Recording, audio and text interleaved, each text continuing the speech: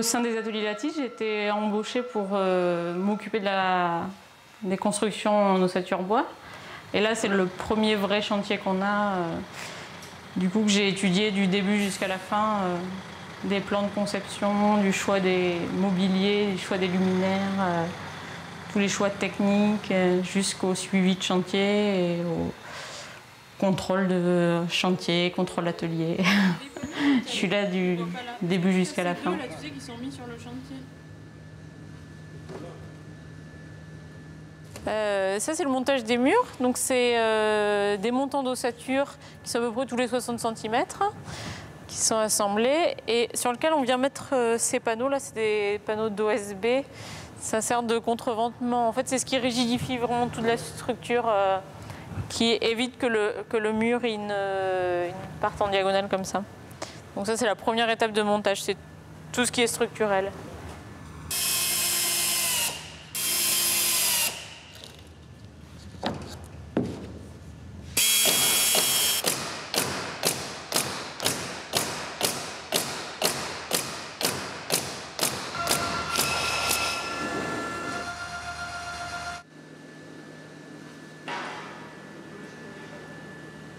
L'isolant qu'on utilise dans les murs, c'est de la fibre de bois. C'est écologique, c'est juste du bois en fait, des petits morceaux de bois. Et ce qui est intéressant, c'est qu'avec une épaisseur assez réduite, c'est assez dense en fait. Donc ça apporte une certaine inertie, ce qui est vraiment intéressant pour le confort d'été, là, pour essayer de garder la fraîcheur à l'intérieur de l'habitation. Ouais, ben là, on va mettre le frein vapeur par-dessus, donc là il faut le mettre à fleur. L'autre mur qui sera fixé à côté. Le deuxième module qui est avec. Voilà. Okay. Donc là il faut qu'on le mette à fleur de ce côté. La laine végétale va absorber l'humidité et la retransmettre dans des moments plus secs. Au même titre que l'ossature bois, les maisons en bois elles sont un peu plus... on s'y sent bien quoi. Au niveau de la respiration, en fait, le taux d'hygrométrie est toujours assez intéressant. Et donc sur les murs, on a un film qui lui permet un peu cette régulation. C'est un frein vapeur. Dans le sol et dans la toiture, en plafond, on utilise de la ouate de cellulose.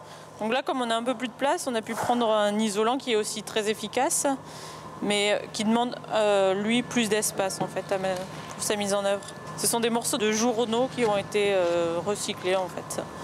Donc c'est au niveau écologique, c'est aussi un très bon produit. Pour la durée de vie, c'est des durées de vie qui sont supérieures à celles des laines minérales.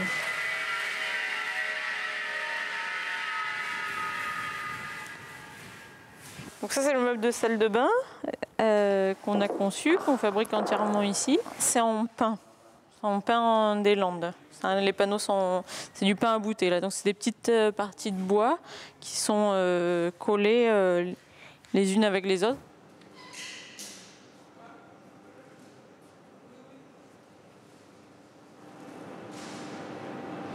Il n'y a aucun solvant dedans. Donc on passe une première couche et on attend que c'est sec et ensuite on passe la deuxième couche qui couvre la totalité.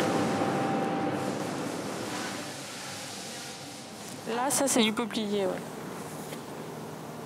Le bois est enfoncé un petit peu. Donc je fais un tour au crayon pour lui signaler qu'il là il va mettre humidifier le trou et en séchant, mais ça va faire gonfler le bois. Après on n'a plus qu'à mettre un coup de ponçage et ça va être lisse. C'est surtout sur des bois tendres qu'on peut faire ça. Ce phénomène se produit.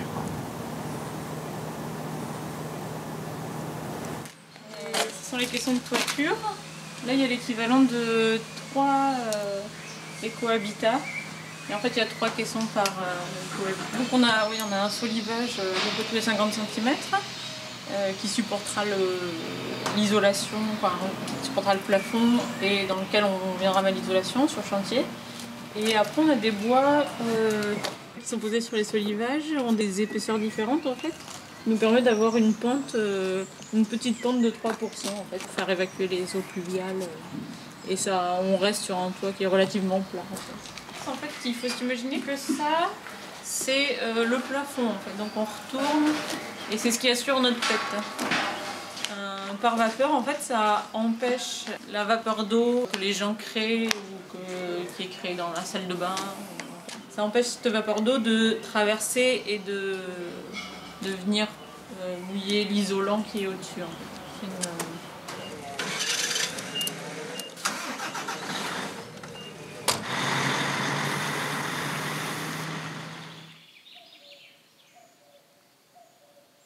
L'avantage qu'on a avec un chantier à la Linde qui est à 35 minutes de nos ateliers, c'est quand même la proximité. Et en 2011, on a fabriqué et posé 10 éco-habitats sur une période de 4 mois.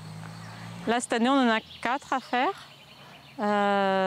sur une période d'1 mois et 1 semaine. En règle générale, les gens qui interviennent sur le chantier, pendant la pause, ont aussi participé en atelier à la fabrication des éléments, des murs, des toitures, des panneaux contreplaqués, des cloisons, des cuisines.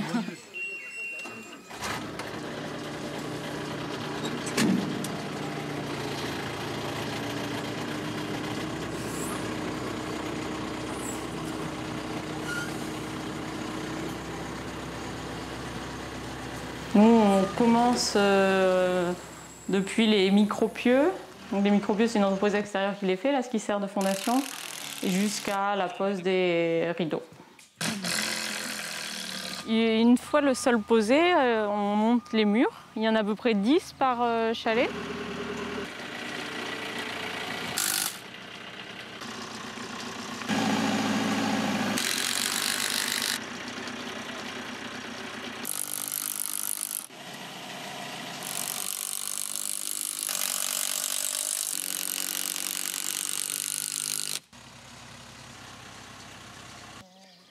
Et après chaque mur posé, on vérifie s'ils sont d'aplomb.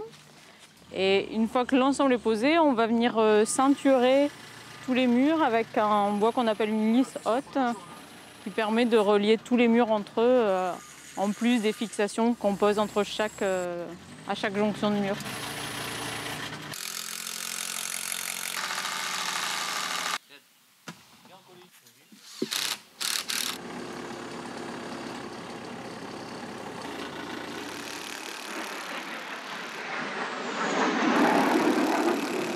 Une fois qu'on aura fixé cette lisse haute là, qui permet de ceinturer tous les murs ensemble, on viendra fixer les 3 caissons de toit. Et on les remplira d'isolant, de ouate de cellulose. Et ensuite, on fera un support de couverture avant de venir mettre la membrane d'étanchéité.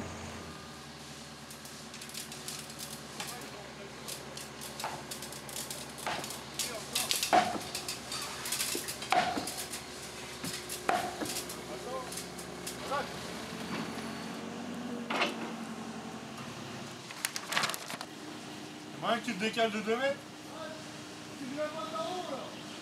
Vas-y, ressors encore un peu. T'as un peu de jeu toi devant? Ouais. C'est bon, il est dedans. Ouais, c'est bon, il se prend. La bague est prend. Là. Et voilà.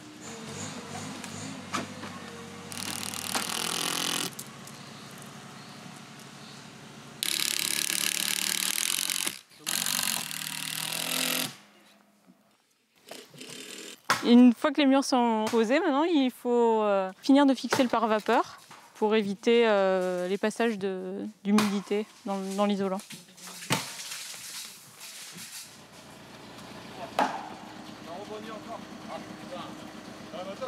C'est pas ma chaîne qui te... Une grosse bâche au bout. En tout, il y a 15 jours d'intervention avec... en comptant tous les postes, il y a 15 jours d'intervention. Une fois que les murs ont été habillés avec les panneaux contreplaqués, que le plafond a été posé, que le sol a été posé, on pose tout ce qui est cloison. Donc, dans un premier temps, l'ossature, après l'isolation qui sert d'isolation phonique entre chaque pièce. Et ensuite, on viendra habiller ces panneaux de contreplaqué peupliers. Là, c'est toutes les arrivées d'eau, donc il y aura la nourrice, qui distribue toute l'eau chaude, l'eau froide. Au-dessus du placard technique, il y a la VMC. C'est une VMC hydro-réglable, ce qui sert à évacuer l'humidité dans la salle de bain et dans la cuisine, par exemple, et qui l'évacue à l'extérieur. Une VMC hydro-réglable, c'est une VMC dont l'ouverture est régulée par le taux d'humidité ambiant, en fait. Plus il y a de l'humidité, plus les grilles d'entrée s'ouvrent, et moins il y en a, plus elles se referment.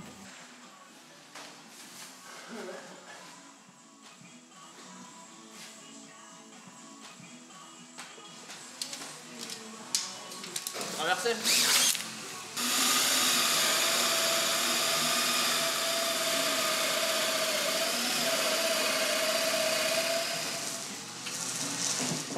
Au bout de 8 à 9 jours de montage, on en est à ce stade.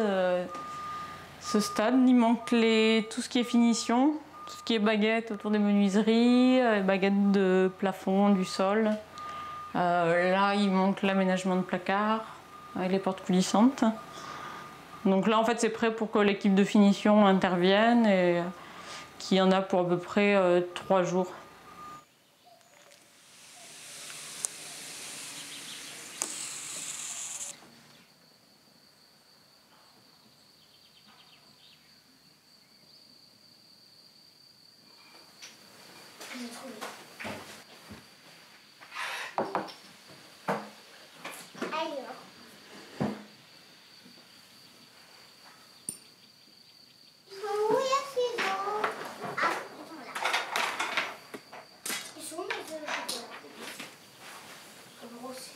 C'est notre première fois.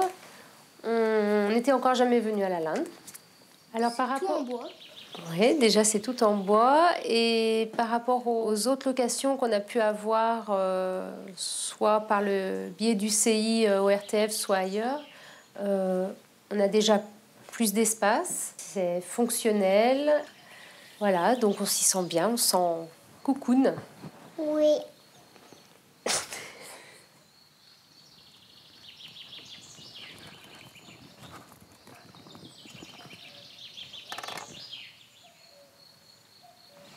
On est bien, il manque rien, on pourrait presque habiter dedans.